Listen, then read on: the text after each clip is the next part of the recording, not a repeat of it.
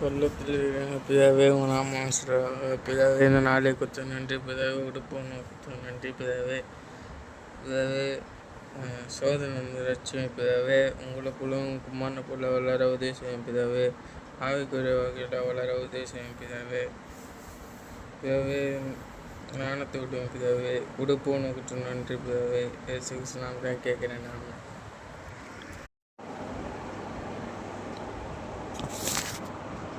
1 பேதுரு 2:4 பார்க்கலாம்.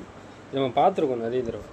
மனுஷரால் தள்ளப்பட்டதும் தேவனால் தெரிந்து கொள்ளப்பட்டதும் வெளியேறப்பட்டதுமாயிருக்கிற ஜீவனுள்ள கல்லாகிய அவரிடத்தில் சேர்ந்தவர்களாகிய நீங்களும் ஜீவனுள்ள கற்களைப் போல ஆவிக்கேற்ற மாளிகையாகவும் இயேசு கிறிஸ்து மூலமாய் தேவனுக்கு பிரியமான ஆவிக்கேற்ற பலியாக செலுத்தும்படிக்கு பரிசுத்த ஆசாரிய கூட்டமாகவும் கட்டப்பட்டு வருகிறீர்கள். 7 வரையுமே நம்ம பார்க்க முடியும்.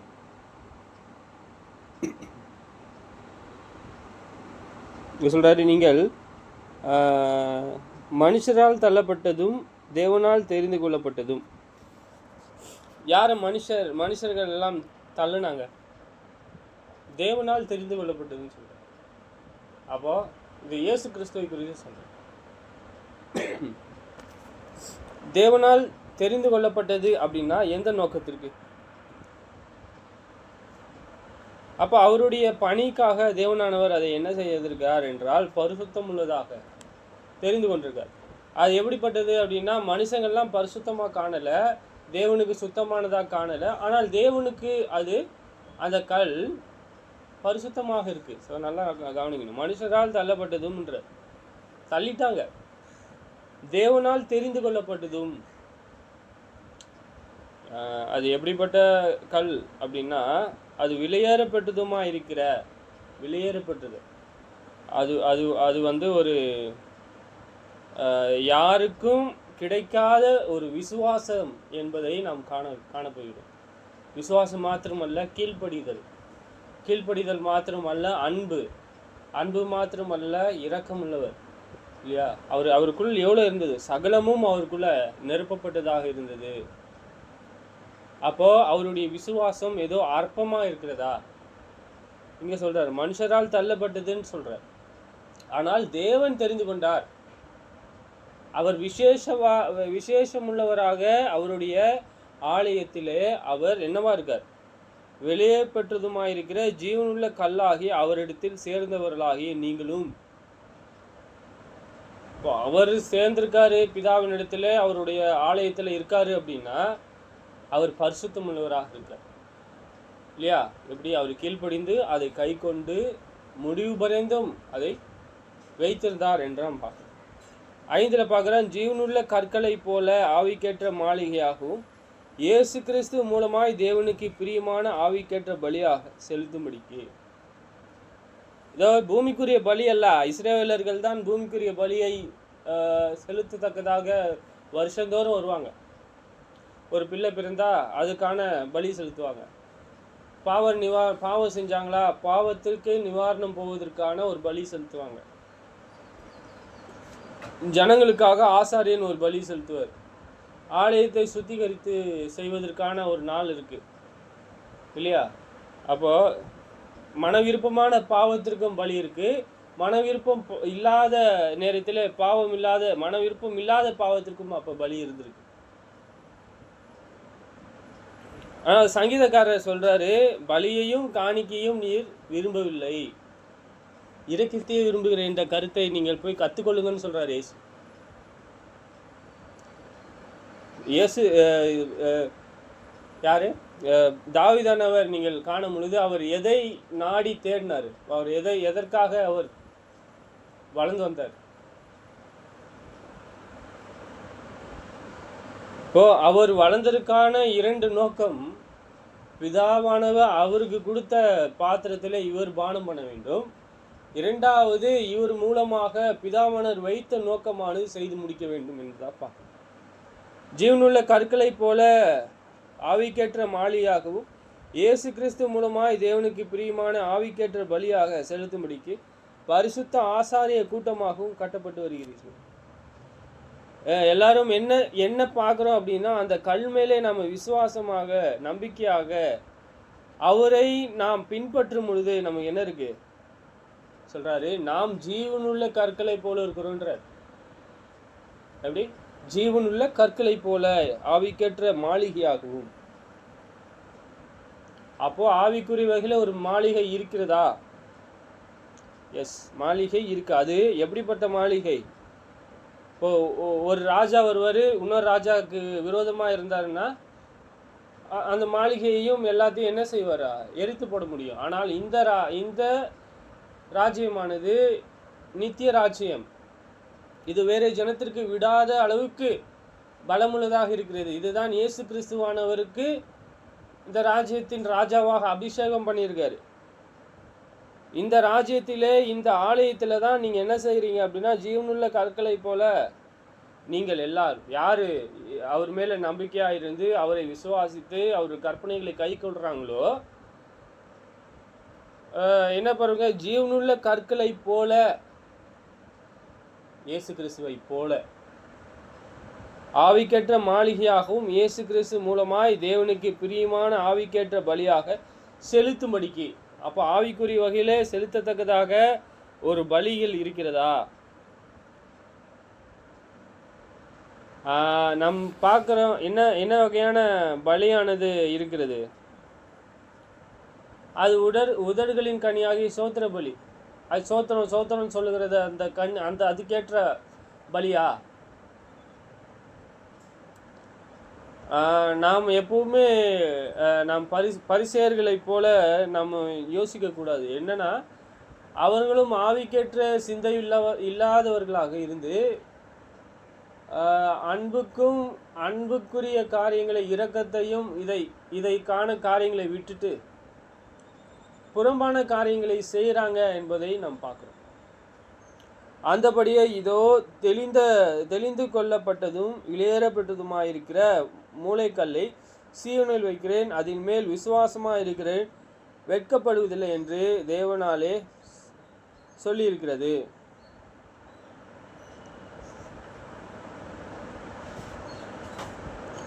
சரி, எது தேவனுக்கு பிரியமான ஆவிக்கேற்ற பலி? தேவன் பழைய ஏற்பாட்டு பிரமாணத்தில் பார்த்தீங்கன்னா, அவருடைய பிரமாணத்தின்படி, புரியுதுங்களா, அவருடைய பிரமாணத்தின்படி நீங்கள் எதை செய்தாலும் தேவனுக்கு அவர் சொல்வதை நீங்கள் கேட்டு நீங்கள் அதை செய்வீர்களானால் அவருக்கு பிரியமாக இருக்கிறது. இப்போ அவருக்கு பிரியம் இல்லாத காரியங்கள் என்றால் என்ன?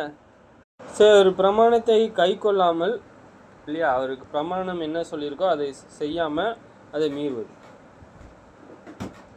ஒரு உதாரணத்திற்கு நாம் பார்க்க போகிறோம். யாத்திராகமும் 3:17, அவர்கள் உன் வாக்கை செவி கொடுப்பார்கள், அப்பொழுது நீயும் இஸ்ரவேலின் மூப்பரும் எகிப்தின் ராஜாவினிடத்தில் போய், எபிரேயருடைய தேவனாகிய கர்த்தர் எங்களை சந்தித்தார், இப்பொழுதும் நாங்கள் வனாந்தரத்திலே 3 நாள் பிரயாணம் போய் எங்கள் தேவனாகிய கர்த்தருக்கு பலியிடும்படி எங்களை போக விட வேண்டும் என்று சொல்லுங்கள்.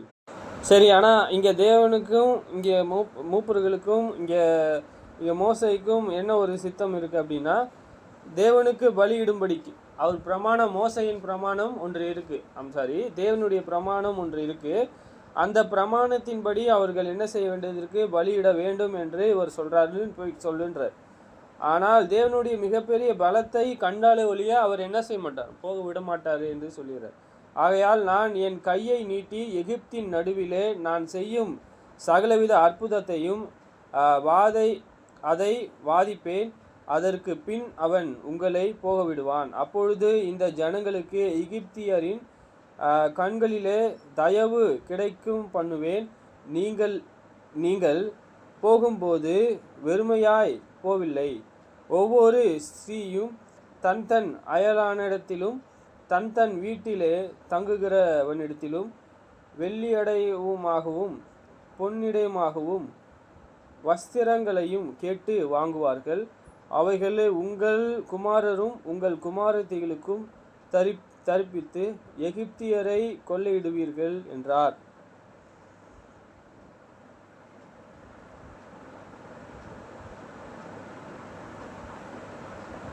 சரி, இங்கே இது நம்ம எங்கே பார்க்குறோம் அப்படின்னா, தேவனுடைய மிகப்பெரிய பலத்தை காண்பிக்கணும் அப்படின்ட்டு தேவனுக்கு ஒரு சித்தம் இருக்குது. ஆனால் ஏன் அப்படின்னா, இஸ்ரவேலினுடைய மக்களை போவிட மாட்டேன்றார். ஏன்னா அவங்க அங்கே இருந்தாங்கன்னா நிறைய பணிவிடை செய்வாங்க. அவங்க இல்லை அப்படின்னா அந்த வேலைகள் எல்லாம் பணி அமர்த்தணும் வேற ஒருத்தர். சரி, இங்கே நம்ம என்ன பார்க்கணும் அப்படின்னா, தேவனுக்கு பலியிடும்படிக்கு தேவனுடைய சித்தம் செய்வதற்காக அவர் போகும்படியாக செய்வார். அவர் சொல்கிறார், ஒவ்வொரு காரியங்களும் தேவனானவர் நிறைவேற்றினார் பார்க்குறோம். யாத்திராகமம் 12:35 மோசே சொல்லி இருந்தபடி இஸ்ரவேல் ஜனங்கள் எகிப்தியரிடத்திலே வெள்ளியுடைமைகளையும் பொன்னுடைமைகளையும் வஸ்திரங்களையும் கேட்டார்கள். கர்த்தர் ஜனங்களுக்கு எகிப்தியரின் கண்களில் தயவு கிடைக்கும்படி செய்ததினால் கேட்டதை அவர்களுக்கு கொடுத்தார்கள். இவ்விதமாய் அவர்கள் எகிப்தியரை கொள்ளையிட்டார்கள். சரி, நம்ம தொடர்ந்து என்ன பார்க்குறோம் அப்படின்னா, இங்கே தொடர்ந்து யாருக்கு இங்கே சகாயர்களாக இருக்கிறாங்க? இவ்வளோ அற்புதத்தையும் இவ்வளோ அடையாளத்தையும் அவர்கள் கண்டு, இவ்வளோ மிகப்பெரிய பலத்தை கண்டு, தேவனுடைய கையிலிருந்து அவர்களை மீட்டு ரட்சித்த தேவனை இஸ்ரவேலர்கள் என்ன செஞ்சாருங்கன்னா மறந்துட்டாங்க. அவங்க மறந்தது நிமித்தமாக அவங்க போய் பலியே இட்டாலும் அதுக்கு தேவனுக்கு அது என்ன மேன்மையை கொடுக்கும்? அது கீழ்ப்படிதலை கொடுக்குமா? அது கீழ்ப்படியாமையை கொடுக்குமா? சரி, அது கீழ்ப்படிதலை கொடுக்காது என்பதாக போகிறோம். நம்ம கட்டாயமாக கீழ்ப்படுகிறதுக்கு காரியங்களாக இருக்குது நம்ம பார்க்குறோம். சரி, நம்ம தொடர்ந்து நாம் எவ்விதமான இருதயத்தை நாம் கர்த்தர் மேலே வைக்க வேண்டியது இருக்கிறது.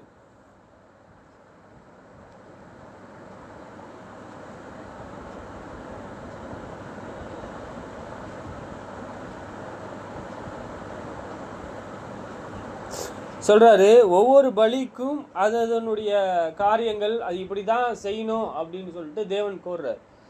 லேவியராகமம் 7:11 ஏன் நம்ம பார்க்குறோன்னா, இதெல்லாம் நமக்கு உதாரணம், எக்ஸாம்பிள்.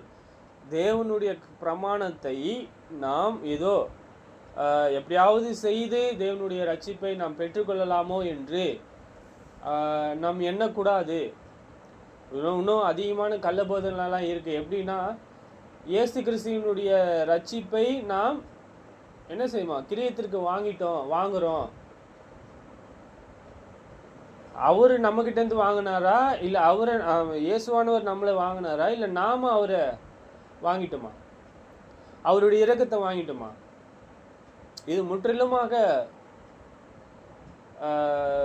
ஒரு மிகப்பெரிய ஒரு கள்ள போதனை என்பதை பார்க்குறோம். பாருங்க, கர்த்தர் என்ன சொல்கிறாரோ அதை தான் நம்ம சொல்லணும். தேவன் என்ன சொன்னாரோ அதை மீறி நாம் சொல்லக்கூடாது. இது லேவியராகமம் 7 ஃபுல்லாக பார்த்தீங்கன்னா சமாதான பலி, குற்ற நிவாரண பலி, அதனுடைய பிரமாணங்களில் சொல்லிட்டு இருக்க. குற்ற நிவாரண பலியின் பிரமாணம் என்னவென்றால், அது மகா பரிசுத்தமானது. சர்வாங்க தகன பலி செலுத்தும் படும் இடத்திலே குற்ற நிவாரண பலியையும் கொல்லப்பட வேண்டும். அதன் இரத்தத்தை பலிபீடம் மேல் சுற்றிலும் தெரிந்து அதனுடைய கொழுப்பு முழுவதையும் அதன் வாயிலும் குடல்களை முடிய கொழுப்பையும் 2 குட்டிகளையாக ஆகிலும் அவைகளின் மேல் சிறுகுடல் கழிவுகளில் இருக்கிற கொழுப்பையும் குட்டிகளை ஆகியோட கூட கல்லீரல் மேல் இருக்கிற ஐவையும் எடுத்து செலுத்துவார்களாக. இவைகளை ஆசாரியன் பலிபீடத்தின் மேலே கர்த்தருக்கு தகன பலியாக தகனிக்க கடவான். இது குற்ற நிவாரண பலி. இது பழைய ஏற்பாட்டு பிரமாணத்தில் இது ஒரு பிரமாணம்.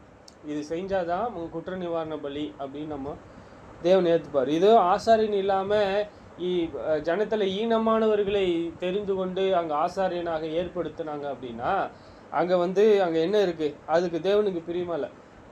ஒரு அற்பமான ஒரு நெருப்பே தேவனுக்கு பிரியமா இல்லாமல் போயிடுச்சு. எங்கே அந்நிய அக்னி தேவன் சொல்லாத அந்நிய அக்னி எடுத்துகிட்டு வந்து பலி இந்த தூபம் காட்டும் போது என்ன ஆயிடுச்சு? அவங்க 2 பேர் செத்து போயிட்டாங்க. அப்போ என்னன்னா, தேவன் சொல்லாத எந்த ஒரு காரியங்களும் நாம் செலுத்தக்கூடாது. புரியுதுங்களா? தேவன் என்ன கட்டளை இட்டுகிறாரோ அதை தான் நாம் செலுத்தணும். நாம் தொடர்ந்து எதுக்காக நாம் பார்க்குறோம் அப்படின்னா, கீழ்ப்படிதல் உள்ளவர்களாக அப்போ கூட நாம் என்ன செய்ய வேண்டியது இருக்குது? ஸ்தோத்திர பலியை நாம் செலுத்த வேண்டியது இருக்கிறது. அப்போது தாவீது ஒரு வகையில் பாவம் செய்த பின்பு அவர் என்ன செய்கிறார்? எதில் பிரியமாக இருக்கிறார்? அவர் என்ன கற்றுக் கொடுக்கிறார்? அவர் சிறு வயதிலிருந்தே எது மேலே பிரியமாக இருக்கணும்னு கற்றுக் கொடுக்கிறார். நம்ம என்ன செய்கிறோம்? நாம் எப்படிப்பட்ட பலிகளை செலுத்த வேண்டும்? பழைய பாட்டு பிரமாணம் நம்மளுக்கு இல்லை, அந்த பலியை செலுத்த முடியாது. புதிய பாட்டு பிரமாணத்தில் நாம் எப்படி செய்யணும் அப்படின்னு சொல்லிட்டு நாம் நிறைய கற்றுக்கொள்கிறோம். இங்கே தாவீதானவர் அவருடைய இருதயமானது எப்படி இருந்தது, அவர் எந்த பலியை அவர் காண்பித்தாருன்னு நம்ம பார்க்க போகிறோம். சங்கீதம் 4:5 நீதியின் பலிகளை செலுத்தி கர்த்தர் மேல் நம்பிக்கையாக இருங்கள், எங்களுக்கு நன்மை காண்பிப்பவன் யார் என்று சொல்லுகிறார்களே, அநேகர் கர்த்தாவே உம்முடைய முகத்தின் ஒளியை எங்கள் மேல் பிரகாசிக்க பண்ணும். சரி, நீதியின் பலிகளை செலுத்தி, இங்கே ஒரு பலி செலுத்துறாரு. அது எப்படி இருக்கு? அது என்ன நீதியின் பலி? கண்டிப்பாக இது மாம்சத்துக்குரிய பலின்னு தான், மாம்சத்துக்குரிய கிரியைகள் தான் இந்த பழைய ஏற்பாட்டு பார்க்குறோம். ஆனால் கண்டிப்பாக இது பூமிக்குரிய பலி கிடையாது. நீதியின் பலிகளை செலுத்தி கர்த்தர் மேல் நம்பிக்கையாயிருங்கள், எங்களுக்கு நன்மை காண்பிப்பவன் யார் என்று சொல்லுகிறார்களே, அநேக கர்த்தாவே உம்முடைய முகத்தின் ஒளியை எங்கள் மேல் பிரகாசிக்க பண்ணும்.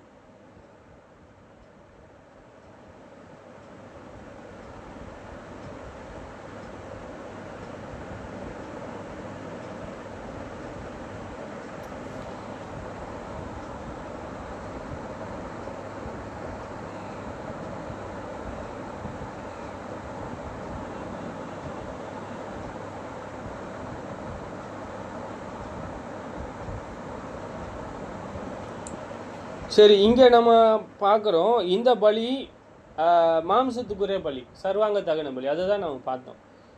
சங்கீதம் 20:3 நீர் செலுத்தும் காணிக்கைகளை எல்லாம் அவர் நினைத்து உமது சர்வாங்க தகன பலியை பிரியமாய் ஏற்றுக்கொள்வாராக.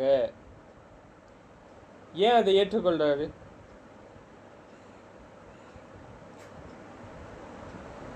சரி, அவர் எப்படி அதை நினைவு கூர்றாரு? அவர் அந்த பலியை எப்படியாக அவருக்கு செலுத்துறாரு? பிரமாணத்தின்படி நாம் பார்க்க வேண்டியது இருக்கு. அது அப்படியே அந்தபடியே நாம் பிரமாணத்தின்படி செய்யக்கூடியவராக இருக்கிறார்.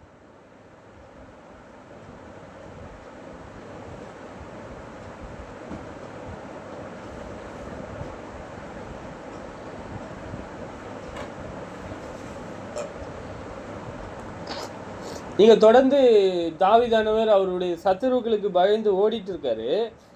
அவர் சத்துருக்களுக்கு அவர் என்ன செய்கிறாராம்? அவரை தப்புவித்தது நிமித்தமாக சொல்கிறாராம், இப்பொழுது என் தலை என்னை சுற்றிலும் இருக்கிற என் சத்துருக்களுக்கும் மேலாக உயர்த்தப்படும். சத்துருக்கள் இவருக்கு மேலாக போயிட்டாங்கன்னா இவரை சத்துருக்கள் மேற்கொண்டுருவாங்க. இப்போ மேலாக உயர்த்தப்பட்டும் அது நிமித்தமும் அவருடைய கூடாரத்திலே நான் ஆனந்த பலிகளை இட்டு கர்த்தரை பாடி அவரை கீர்த்தனம் பண்ணுவேன். ஆனந்த பலி அது எங்க இருக்கு? சரி, நம்ம இந்த மாதிரி பலி எல்லாம் அவர் இங்கே இவர் காண்பிக்கிறார் இல்லையா? இப்போ இது என்ன? இவர் கூடாரத்தில் இருக்காரு, அவர் பலியிடும் பொழுது அவருக்கு சமாதானம் சந்தோஷம் இருக்கிறது, அவர் கீர்த்தனை செய்கிறாரு, பாடுறாரு, அவரை துதிக்கிறாரு, தேவனை மகிமைப்படுத்துறாரு. எப்பொழுது இவருக்கு இப்படிப்பட்ட மகிழ்ச்சி உண்டாகிறது? அவர் நம்பிக்கையோடு எவ்விதமாக இருக்கிறாரு?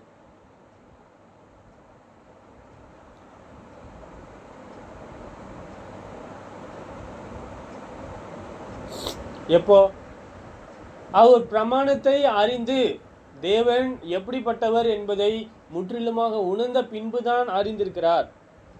27, 28, 29, 30 அதிகாரத்திலே அவர் உணர்ந்து கொண்டிருக்க அவர் எப்படிப்பட்டவர் தேவன் சொல்லி. நீதியின் பதில அவர் விரும்புகிறாரு அப்படின்னா அந்த நீதியின் வழி எப்படி இருக்கும்? அக்கிரமத்தை செய்தால் வருமா, இல்லை கீழ்ப்படிந்தால் வருமா? இங்கே பாருங்கள், நம்ம எதற்கு கற்றுக்கொள்கிறோம் அப்படின்னா சங்கீதம் 40:6 பலியையும் காணிக்கையையும் நீ விரும்பாமல் என் செவிகளை திறந்தீர், சர்வாங்க தகன பலியும் பாவ நிவாரண பலியும் நீர் கேட்கவில்லை. அப்போ இந்த கட்டளெல்லாம் எதுக்கு? பலியும் காணிக்கையும் தேவன் விரும்பல அப்படின்னா எதற்காக கேட்டார், கொடுத்தாரு? கீழ்ப்படிதல். எப்படி எவ்விதமாக கீழ்ப்படுகிறாங்க மக்கள்? தேவனுடைய பிரமாணத்தை ஏன் கீழ்ப்படியணும், ஏன் கை கொள்ளணும்? நான் ஏன் கை கொள்ளணும்? ஏனெனில் அவர் என்னை உண்டாக்கினார். அவர் என்னை உண்டாக்கினார். அவரால் நான் உண்டாக்கப்பட்டிருக்கிறேன். பூமியும் அதில் குடியும் அவருடையது. சரி, நான் தேவனுக்கு பயப்படக்கூடிய பயம் தாவீது இருதயத்திலே காணப்பட்டது. அவர் முற்றிலுமாக உணர்ந்து கொண்டிருக்கார். பலியையும் காணிக்கையையும் நீர் விரும்பாமல் என் செவிகளை திறந்தீர், சர்வாங்க தகன பலியும் பாவ நிவாரண பலியும் நீர் கேட்கவில்லை.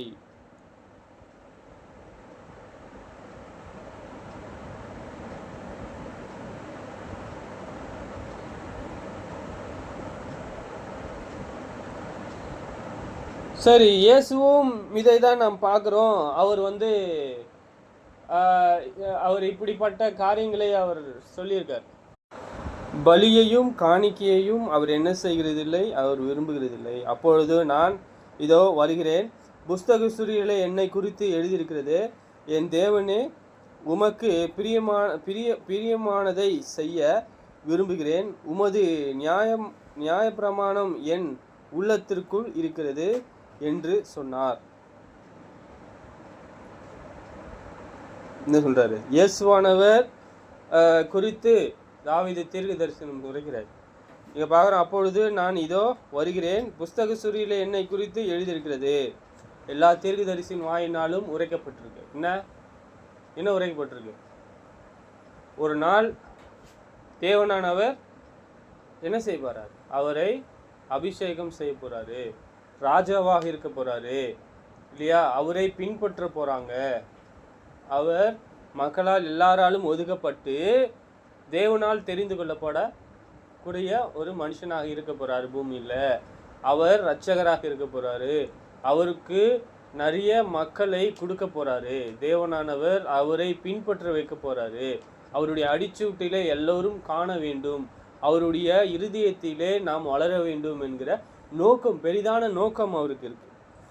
புஸ்தக சுருளிலே இதோ என்னை குறித்து எழுதப்பட்டு இருக்கிறதுன்னு சொல்றார். இதை இயேசு தான் இங்கே நாம் பார்க்குறோம். எது தேவனுக்கு பிரியம்?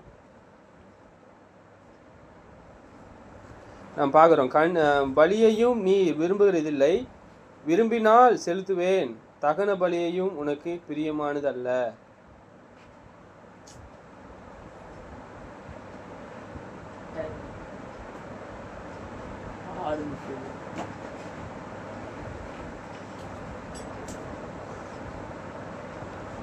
சரி, நம்ம எபேசியர் புஸ்தகம் 5:2 பார்க்குறோம், கிறிஸ்து நமக்காக தம்மை தாமே தேவனுக்கு சுகந்த வாசனையாக காணிக்கையாகவும் பலியாகவும் ஒப்பு கொடுத்து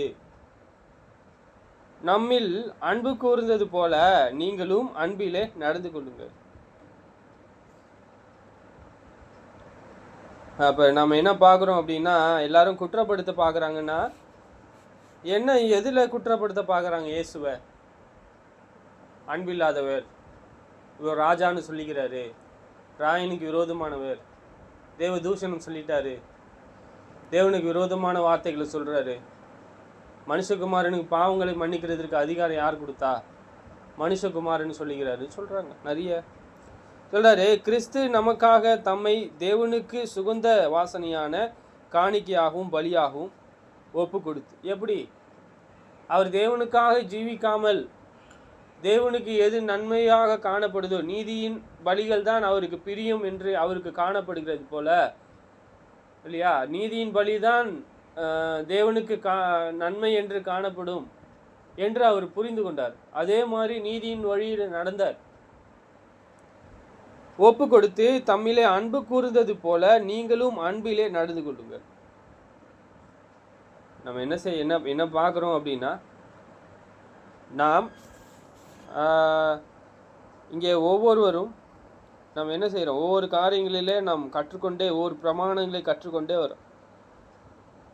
சரி, 2 கொரிந்தியர் 6:16 நம்ம பார்த்துருக்கோம். அவர்கள் நடுவில் இருந்து புறப்பட்டு பிரிந்து அசுத்தமானது தொடாதீங்கன்னு சொல்கிறார்.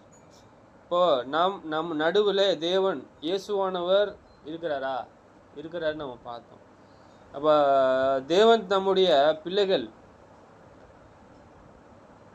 எப்படிப்பட்டவர்களாக தேவனிடத்திலே இருக்க வேண்டும், எப்படிப்பட்டவர்களாக அவருடைய ஆலயத்திலே இருக்க வேண்டும் என்று சேர்த்திருக்கார். நாம் பார்த்தோம், நீதியுள்ள பலிகளை செலுத்தும்படிக்கு சேர்த்திருக்காரு. நம்ம அதிலே இங்கே நாம் பார்க்குறோம், தேவனுடைய பிள்ளைகள் பரிசுத்த ஆசாரிய கூட்டமாக இருக்கிறாங்க என்றால் என்ன? எப்படிப்பட்ட பரிசுத்த ஆசாரிய கூட்டமாக இருக்கிறோம்?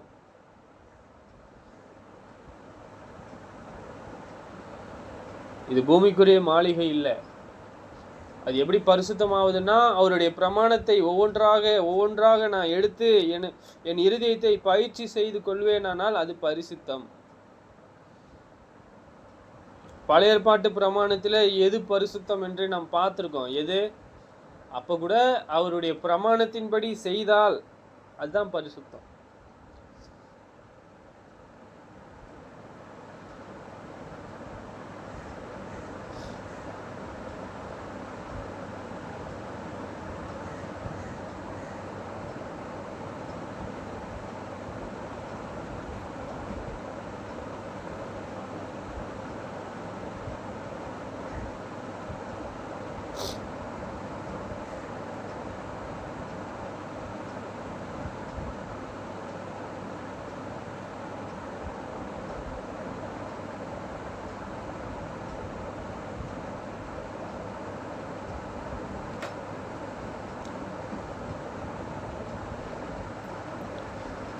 சரி, நம்ம என்ன பார்த்துருக்கோம்? ரோமர் புஸ்தகத்தில்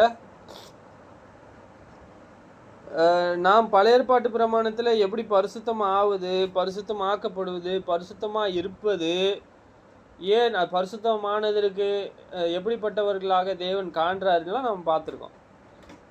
சரி, நம்ம பாடத்திட்டமானது நம்ம தொடர்ந்து நம்ம குறித்த காலத்தில் வரையும் நம்ம எடுக்க வேண்டியது அவசியம்.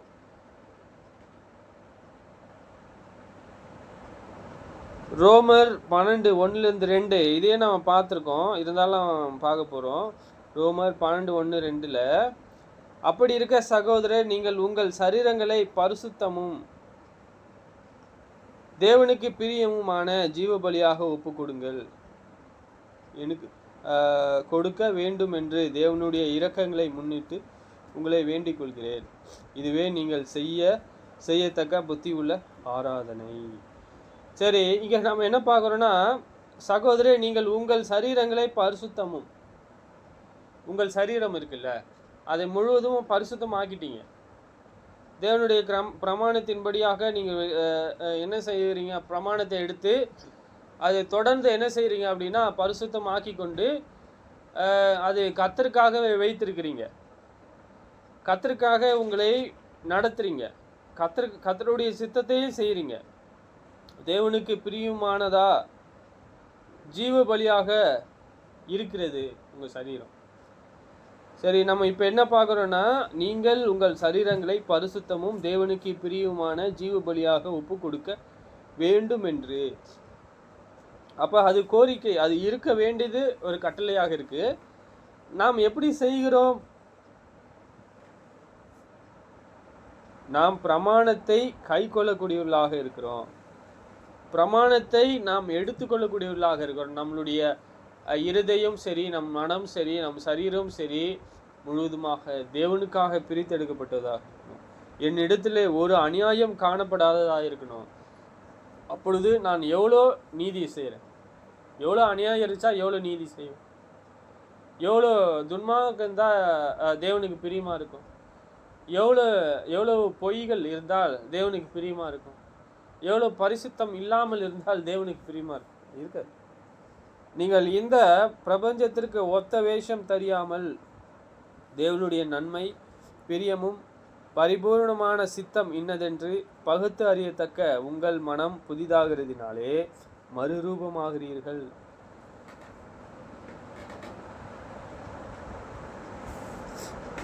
தொடர்ந்து நம்ம என்ன பார்த்துட்டு இருக்கோம் அப்படின்னா,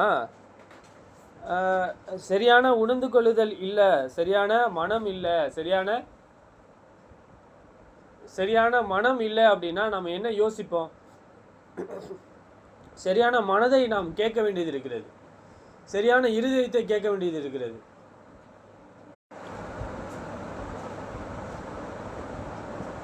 சரி, இங்க நம்ம என்ன பார்க்கணும்? சரியான மனம், சரியான இருதயத்தை நாம் கேட்க வேண்டியது இருக்குது.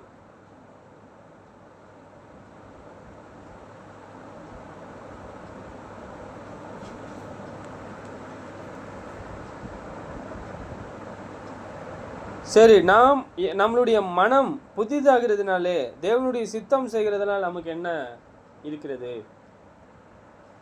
இப்போ தேவனுடைய நன்மை என்னதுன்னு நாம் பார்க்குறோம். பிரியம் பரிபூர்ணமான சித்தம் இன்னதென்று நாம் பகுத்து பார்க்கறதுனாலே உங்கள் மனம் புதிதாகிறது. புதிதாகிறதுனா ஒன்றும் பரிசுத்தம் ஆகலை, புதிதாகிறது. தேவனுக்காக உங்களை ஹோல்ட் பண்ணி வச்சிருக்கீங்க. அந்த இருதயத்தை எப்படியாக நீங்கள் பயிற்சி செய்யும்? கீழ்ப்படிதல்னாலே. கீழ்ப்படுறீங்க அப்படின்னா அப்பதான் உங்களுடைய இருதயமானது என்ன செய்கிறது? பரிசுத்தமாகிறது. அல்லாமலும் எனக்கு அருளப்பட்ட கிருபையினாலே நான் செலுத்துகிறதாவது சொல்லுகிறதாவது, உங்களிலே எவனாகிலும் தன்னை குறித்து எண்ண வேண்டியதற்கு மிஞ்சி எண்ணாமல் அவனவனுக்கு தேவன் பகுந்து விசுவாச அளவின்படியே தெரிந்த எண்ணமுள்ளவனாய் எண்ண வேண்டும். அப்போ சொல்லப்பட்டிருக்கவர்களுக்கு என்ன சொல்றாரு அப்படின்னா, எனக்கு அருளப்பட்ட கிருபையினாலே நான் சொல்லுகிறது என்னவென்றால் சொல்றார், உங்கள் எவனாகிலும் தன்னை குறித்து எண்ண வேண்டிய பிரகாரம் எண்ண வேண்டும். அவன் மிஞ்சி எண்ணக்கூடாதுன்றார். இப்போ இயேசு கிறிஸ்துவனுடைய மிஞ்சி எண்ணுவதுன்னா இயேசு கிறிஸ்துவுக்கு மேலாக நம்ம போக முடியாது. அவரை போல தான் நம்ம அவருடைய அன்பில தான் நம்ம வளர முடியும்.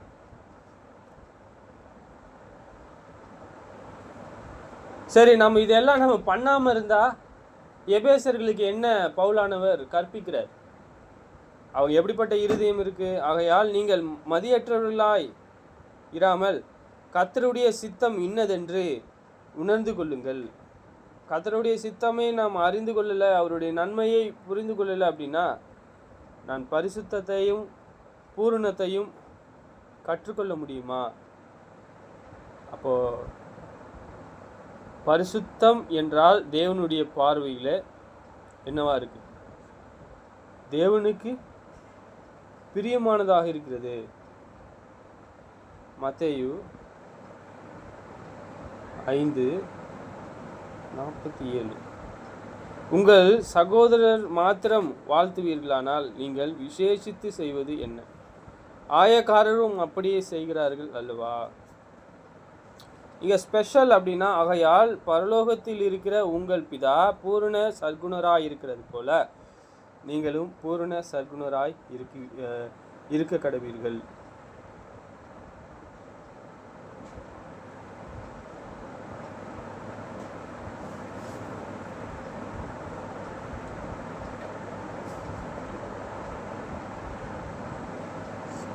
நாம் சொல்றாரு, அவர்களை தேவனானவர் என்ன செஞ்சிருக்கார்?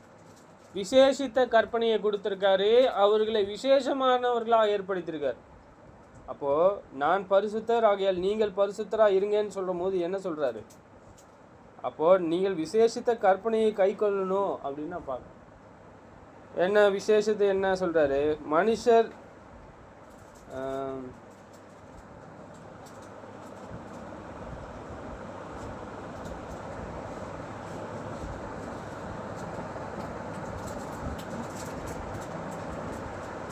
இல்லை இங்கே சொல்கிறாரு, இங்கே பாருங்க, உங்கள் சகோதரர் நிமித்தம் சகோதரை மாத்திரம் வாழ்த்துவீர்களானால் நீங்கள் விசேஷித்த செய்வது என்ன?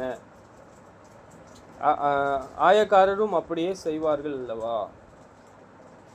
ஆகையால் பரலோகத்தில் இருக்கிற உங்கள் பிதா பூர்ண சர்க்குணராய் இருக்கிறது போல நீங்களும் பூர்ண சர்க்குணராய் இருக்க கடவீர்கள். நாமும் அவருடைய கற்பனைகளை நாம் கை கொள்வோமானால், விசேஷித்த கற்பனைகளை நாம் எடுத்துக்கொள்வோமானால், எல்லாரிடத்திலும் அன்பு கூறுவோமானால், தேவன் அன்பா இருக்க நம்ம கீழ்ப்படிந்திருக்கும், நாம் பூர்ணமுள்ளவர்களாக வளர்வதற்கு வாய்ப்பு இருக்கு. லேவியராகமம் 19:2 நீ இஸ்ரவேல் புத்திரரின் சபை அனைத்தோடும் சொல்ல வேண்டியது என்னவென்றால், உங்கள் தேவனுக்கும் கர்த்தருமாகிய நான் பரிசுத்தர், ஆகையால் நீங்களும் பரிசுத்தமாயிருங்கள்.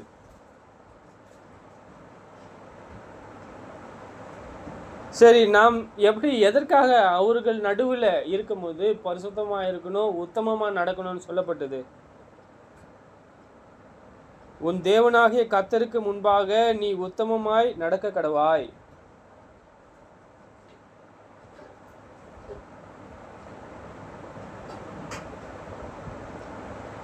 நாம் எல்லா கற்பனைகளையும் நாம் என்ன செய்ய வேண்டியது இருக்கு? கை கொள்ள வேண்டியது இருக்கு. நாம் பார்க்குறோம். லூக்கா 6:27 எனக்கு செவி கொடுக்கிற உங்களுக்கு நான் சொல்லுகிறேன், உங்கள் சத்துருக்களை சிநேகியுங்கள், உங்களை பகைக்கிறவர்களுக்கு நன்மை செய்யுங்கள், உங்களை சபிக்கிறவர்களை ஆசீர்வதியுங்கள், உங்களை நிந்திக்கிறவர்களுக்கு ஜெபம் பண்ணுங்கள். உன்னை ஒரு கன்னத்தில் அறைந்தவனுக்கு மறு கன்னத்தையும் கொடு, உன் அங்கியை எடுத்துக்கொள்கிறவனுக்கு உன் வஸ்திரத்தையும் எடுத்துக்கொள்ள தடை பண்ணாதே. உன்னிடத்திலே கேட்கிற எவனுக்கும் கொடு, உன்னுடையவதை எடுத்துக்கொள்கிறவனோடு அவனிடத்தில் அதை திரும்பி கேளாதே. மனுஷர் உனக்கு எப்படி செய்ய வேண்டும் என்று விரும்புகிறார்களோ அப்படியே நீயும் அவர்களுக்கு செய்யுங்கள். உங்களை சிநேகிக்கிறவர்களையே நீங்கள் சிநேகித்தால் உங்களுக்கு பலன் என்ன? பாவிகளும் தங்களை சிநேகிக்கிறவர்களுக்கு சிநேகிக்கிறார்களே. உங்களுக்கு நன்மை செய்கிறவர்களுக்கே நீங்கள் நன்மை செய்தால் உங்களுக்கு பலன் என்ன? பாவிகளும் அப்படியே செய்கிறார்களே. திரும்ப கொடுப்பார்கள் என்று நம்பி நீங்கள் கடன் கொடுத்தால் உங்களுக்கு பலன் என்ன? திரும்ப தங்களுக்கு கொடுக்கப்படும்படியாக பாவிகளும் பாவிகளுக்கு கடன் கொடுக்கிறார்களே. உங்கள் சத்துருக்களுக்கு சிநேகியுங்கள், நன்மை செய்யுங்கள், கைமாறு கருதாமல் கடன் கொடுங்கள், அப்பொழுது உங்கள் பலன் மிகுதியாயிருக்கும். உன்னதமானவருக்கு நீங்கள் பிள்ளைகளாயிருப்பீர்கள். அவர் நன்றி அறிந்தவர்களுக்கும் தீயோர்களுக்கும் நன்மை செய்கிறாரே. உங்கள் தேவன் எப்படிப்பட்டவர் பார். பரிசுத்தமுள்ள தேவன் யார் யாருக்கு எப்படியெல்லாம் நன்மை செய்கிறார். நாமும் அவருக்கு பிள்ளைகளாக இருக்கணும்னா நாமும் அவருடைய எல்லா கற்பனையையும் நாம் என்ன செய்ய வேண்டியது இருக்குது? கை கொள்ள வேண்டியது இருக்குது. இதையெல்லாம் அவருடைய அடிச்சூட்டை காணணும் அப்படின்னா நாம் என்ன செய்ய வேண்டியது இருக்குது? அவர் உணர்ந்து கொள்ளுதல்.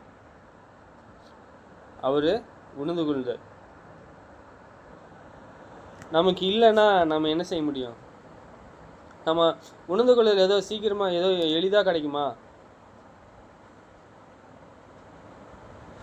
யார் அறிய மாட்டான்? தாவீது அறிஞ்சிருக்கார். நாம அறிகிறோமா? இதை பார்க்குறோம்ல. என்ன சொல்கிறார்? சங்கீதம் 92:5 கர்த்தாவே, உமது கிரியைகள் எவ்வளவு மகத்துவமானவைகள், உமது யோசனைகள் மகா அழகானவைகள். மிருக குணமுள்ள மனுஷன் அதை அறியான், மூடன் அதை உணரான். துன்மார்க்கர் புல்லை போல தாழ்ந்து அக்கிரமக்காரர் யாவரும் செழிக்கும் போது அது அவர்கள் என்றென்றைக்கும் அழிந்து போவதற்காக ஏதுவாகும். சரி, அவர் மிகப்பெரிய கர்த்தருடைய கிரியைகளை எவ்வளவு மகத்துவங்கள் என்பது யாருக்கு தெரியும்? அது எவ்வளோ அழகானது என்று யாருக்கு தெரியும்? கீழ்ப்படிந்துள்ளவர்கள் எவ்வளோ ஆழமானவைகள் என்று யாருக்கு தெரியும்? ஆனால் சொல்கிறாரு, மிருக குணம் உள்ளவர்களுக்கு. மிருக குணம் உள்ளனா மிருகம் யோசிக்குமா? மிருகத்திற்கு உணர்ந்து கொள்ளுதல் இருக்கா? மிருகத்திற்கு அப்படிப்பட்ட உணர்ந்து கொள்ளுதல் இல்லை. அது நம்மளிடத்தில் ஆசையாக இருக்கும், அது நம்மளிடத்தில் என்ன இருக்கும், நம்மளை சார்ந்து இருக்கலாம் ஒருவேளை. ஆனால் தேவனை சேவிக்குமா? சேவிக்காது. ஆனால் தேவனை நோக்கி கூப்பிடுது. அதை முழு உள்ளத்தோடு, முழு இருதயத்தோடு, மனதோடு அதை அவரிடத்தில் அன்பு கூறுமா, தேடுமா? நான் என்ன செய்கிறது இல்லை. ஆனால் அது தேவனை நோக்கி கேட்டாலும் அது என்ன இல்லை, குணம் இல்லை, உணர்ந்து கொள்ளுதல் இல்லை. அப்படிப்பட்ட மனுஷர்களும் என்ன செய்ய மாட்டாங்க? தேவனை, அவருடைய மிகப்பெரிய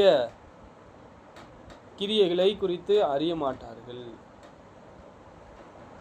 அவங்க தான் மதியினர்கள் நாம் பார்க்குறோம்.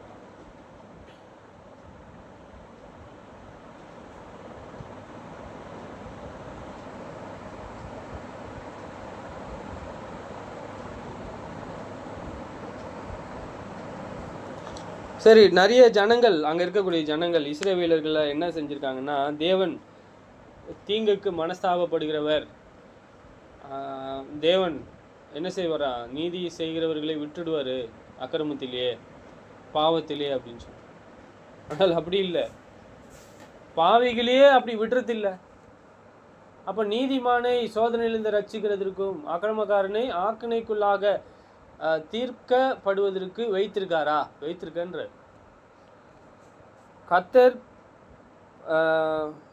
கர்த்தர் பார், யாக்கோபின் தேவன் கவனியார் என்று சொல்லுகிறார்கள். ஜனத்தின் மிருக குணமுள்ளவர்களோ உணர்வு அடையார்கள். மூடரோ எப்பொழுது புத்திமான்களாவீர்கள்? காதை உண்டாக்கினவர் கேளாரோ? கண்ணை உருவாக்கினவர் காணாரோ? ஜாதிகளை தண்டிக்கிறவர் கடிந்து கொள்ளாரோ? மனுஷனுக்கு அறிவை போதிக்கிறவர் அறியாரோ? மனுஷனுடைய யோசனைகள் வீண் என்று கர்த்தர் அறிகிறார். இப்போ அவங்க எப்படிப்பட்ட ஞானத்தில் இருக்கிறாங்க சொல்றாரு.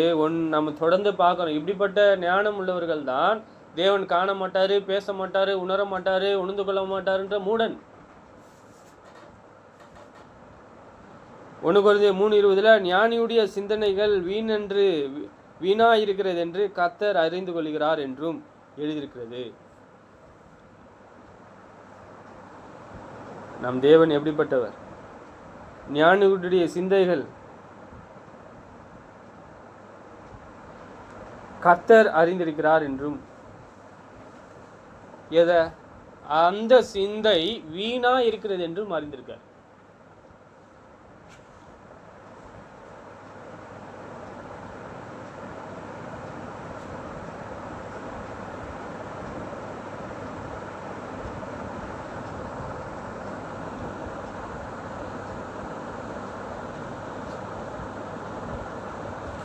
சரி, நம்ம என்ன செய்யணும்? தீமையை வெறுத்து நன்மை செய். கர்த்தருக்கு பயப்படுதலே ஞானத்தின் ஆரம்பம். அவருடைய கற்பனையின்படி செய்கிற யாவரும் நற்புத்தி உண்டு. அவர் புகழ்ச்சி என்றென்றைக்கும் நிற்கும். ஒருவேளை புகழ்ச்சி பிடிக்காதவர்கள் இருக்கலாம் ஒருவேளை. ஆனால் சொல்கிறாரு, யார் புத்தி இல்லாதவர்கள் தான் சொல்கிறான். அவங்க எப்படி புத்தி அடைவாங்கன்னு தான் பார்க்குறோம். கர்த்தருக்கு பயப்படுதலே ஞானத்தின் ஆரம்பம். இதுதான் இரண்டாவது தேவனுக்கு பயப்படுவதாக இருக்கிறது. ஞானத்தின் ஆரம்பம் அவருடைய கற்பனையின்படி செய்கிறது யாவரும் நற்புத்தி உண்டு. நல்ல புத்தி வேணும்னா அவர் கற்பனையின்படி செய்ய வேண்டியது இருக்கிறது. அப்போ அவங்களுக்கு தான் தேவனிடத்தில் புகழ்ச்சி இருக்கும். நாம் மீண்டுமாக தேவனுடைய வார்த்தையை கற்றுக்கொள்வோம், ஜெபம் செய்து கடந்து செல்வோம். பரலோகத்திலே வாசமாயிருக்கின்ற பிதாவே, இரக்கமுள்ள தேவனே, உங்களை துதிக்கின்றோம், சோத்திரிக்கின்றோம். இந்த நாளை கூட கொடுத்ததற்காக நன்றி. பிதாவே தொடர்ந்து உங்கள் வேத வாக்கியங்களை அறிந்து பிதாவை கற்றுக்கொண்டு உணர்ந்து கொள்ள உதவி செய்வீராக. பிதாவே, உங்களைப் போல் ஒரு தேவன் இல்லை. நாங்கள் தொடர்ந்து உங்கள் மேல் நம்பிக்கை உள்ளவர்களாக இருக்க எங்களுக்கு உதவி செய்வீர் தேவனே. பிதாவே, உங்களை தவிர எங்களுக்கு நன்மை செய்கிற ஒருவரும் இல்லை. பிதாவே, உங்களுடைய சித்தமானால் எங்களை பாதுகாத்து எங்கள் தேவன்தாமே எங்களை ஆசீர்வதிப்பீராக. உங்களைப் போல ஒரு பரிசுத்தர் இல்லை. பிதாவே, உங்களுடைய கற்பனைகளை எல்லாம் நாங்கள் கை கொண்டு நீதியின் பலிகளை நாங்கள் செலுத்தத்தக்கதாக நாங்கள் எங்கள் வாயை திறக்க உதவி செய்யும். பிதாவே, மூடர்களைப் போல நாங்கள் பலியிடாமலும் பிதாவே நன்மை செய்கிறவர்களாக ஒழுக்கமுள்ளவர்களாக இருக்க உதவி செய்யும். உங்கள் சித்தமானால் சகோதரர்களை ஆசீர்வதியும், கூடி வந்த யாவரையும் ஆசீர்வதியும், இங்கே இருக்கக்கூடிய சகோதரர்களை ஆசீர்வதியும். பிதாவே, இதோ எங்களுக்கு தேவையான நன்மைகளை நீங்கள் தந்து பிதாவே பரலோகத்திலிருந்து எங்களை நீங்கள் கண்ணோக்கி பார்க்கும்படியாக உங்களுடைய ஒத்தாசை எங்களுக்கு தேவைப்படக்கூடியதாக இருக்கிறது என்பதை அறிந்திருக்கிறோம். உங்கள் சித்தமானால் உங்கள் ஞானத்திலே வளர உதவி செய்யும். இந்த விண்ணப்பத்தை உங்கள் குமாரனும் இரட்சகருமாக இருக்கிற ஆண்டவர் இயேசுவின் இனிய நாமத்தில் கேட்கின்றோம் பிதாவே. ஆமென்.